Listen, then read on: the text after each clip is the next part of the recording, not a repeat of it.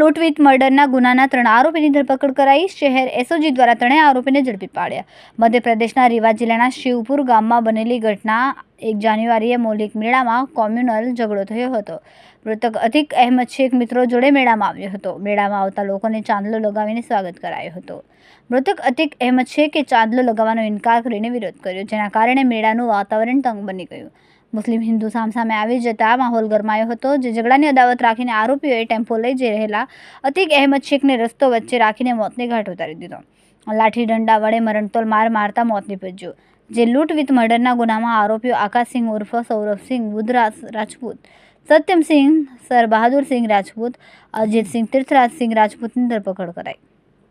સમગ્ર લૂંટ વિથ હત્યાના લાઈવ વિડીયો પણ સામે આવ્યા, જે વિડીયો પણ સોશિયલ મીડિયામાં વાયરલ થયા.